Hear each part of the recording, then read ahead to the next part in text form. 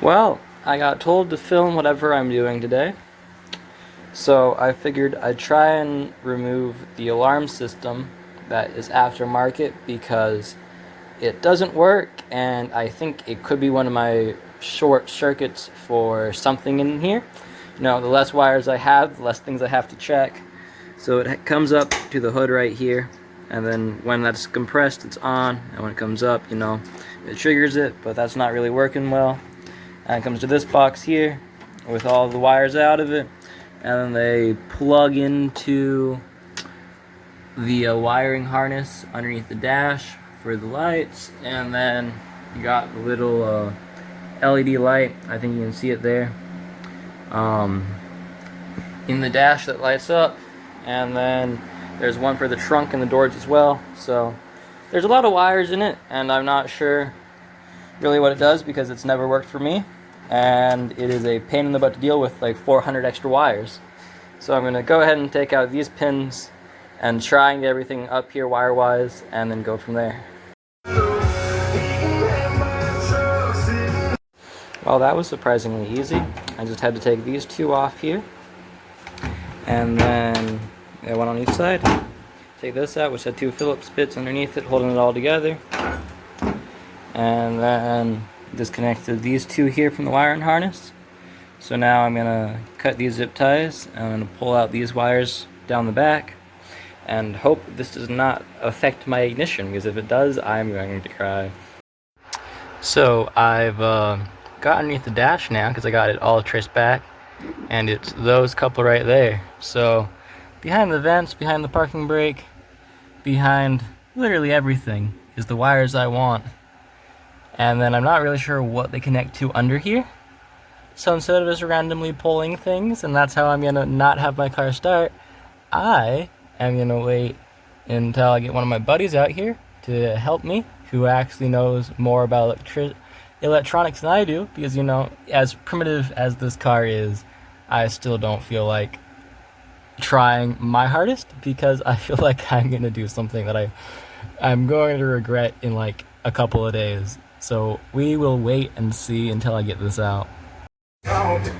Well, the carpet's all but out now, or at least for the rear carpet. There's two carpets in the car, so I got the rear carpet out, but the mozzies, the mosquitoes, are starting to come out in full force.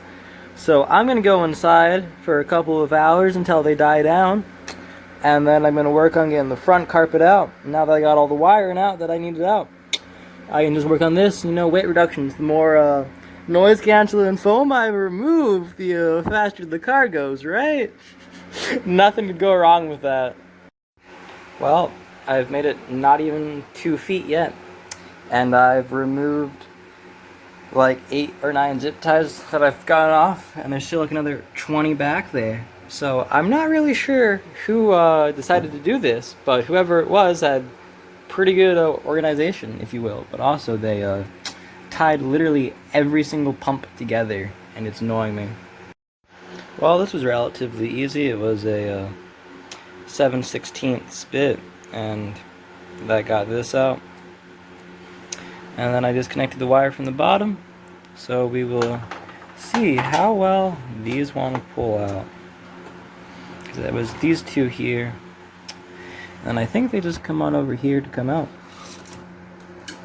Yeah, so it's not too bad. And then this one goes up into here, so that should take care of that once I remove this. Okay, so I got most of it on out. I realized that most of it was chewed through by mice. Like the light in the dash was completely chewed through, the lines in the trunk were completely chewed through. So I was like, wait a minute, none of this is affecting the car. So I got it all out. Literally everything has tooth marks in it and is destroyed. So it wasn't going to affect me to take it out anyways, or not. But there we go, we got this entire mess out. There is like a 6-inch piece in the trunk I couldn't get to because it's behind the fender well and the wire was broken to it. But that is all of those pieces out and done, which now means we no longer have that in the car. You know what? Weight reductions. That's what we're calling this. The whole like 7 ounces I took out, you know what? It will add up eventually. I also got the driver's seat out because without taking that out, I couldn't get here and get that out and get under there comfortably. I could have done it without being comfortable. I'm like, nah, I got the time. So I popped out. All of the seats are now all out, but I gotta get that seat belt out. But once that's out, that'll be all ready for the carpet to come out, and then new interior can go in once I get this all sandblasted and cleaned up, wire wheeled. So we'll see how long that takes me. I'll probably get it done by Sunday or so. Now that I am a jobless bum, I can put all of my time and money into this. Well, I was able to see my first look of the under carpet now that I pulled this all out. Ugh. It is solid. This is a questionable decision on my part, but it holds about 150 pounds and not too rusty. There's no holes in it, not that I can see anyway, so this will wire wheel up nicely, I think. And then the paint's all chipping off of this here, but that's all not too bad. The smell that I've stirred everything up is not great. The front is equally as bad, I guess, but there's no holes there or anything, which I find surprising. The other side is in significantly better condition. Doesn't look like any water sat over here. And you know, it also goes for the side of the car as well, because the door right here has some paint bubbles and stuff like that. And then right back here, I guess it was the way it was parked, the water ate through. But on this side over here, the fender back here there's a little bit of paint bubble right here, but it's real solid. And the entire door is real solid too. There's some paint bubble right here, but other than that, this entire fender and door is really good. So is this entire side of the subframe.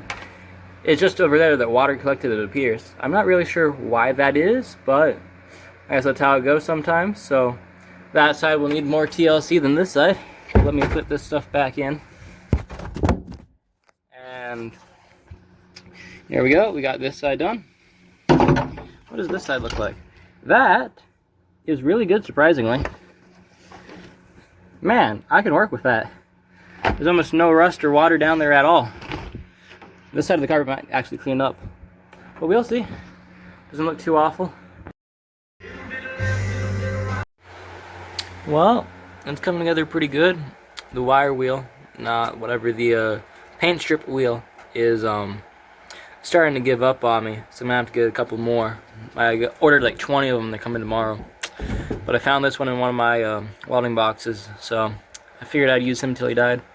I got most of the rust stripped out of this. I'm gonna probably come back over this and just make sure everything is off. It's shining up nicely. There's a little bit of in rust here, but nothing that I can't get off. It's all coming together pretty good. Pretty shiny, pretty good metal underneath. Wasn't expecting it to be this clean, if I'm being honest. I was expecting there to be a lot more bad rust. I'm like 15 shades of brown at this point, but it's coming together. Gotta get back there and that side before I put the carpet back in and paint it. So this is gonna be a fun project. Well, my wheel has officially exploded, so I am gonna call it a night now and just get this done. But yeah, it's coming together pretty good. Got pretty shiny back there, shiny up here. I started going over there.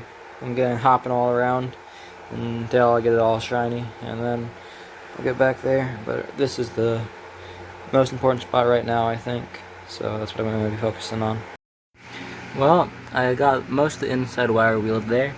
It's so a long way from good, but I figured I'd jump onto these for a little bit. So I started wire wheeling up the back, roughing it up, trying to get all the glue off and everything. And then I realized these tracks come off. It's 3 Phillips screws, one here, and one here. So that'll pop off, then wire wheel behind that. And I was gonna just paint the back, but I started wire wheeling the front because all down here was flaking off. Still solid, it's just real flaky. So I'll get most of this off, and then I'll throw another coat of black paint on this. I was considering redoing it the blue, but I can't find a can of that spray paint, so I'm just gonna paint it black. And then I guess we're doing a gothic car, goth and purple.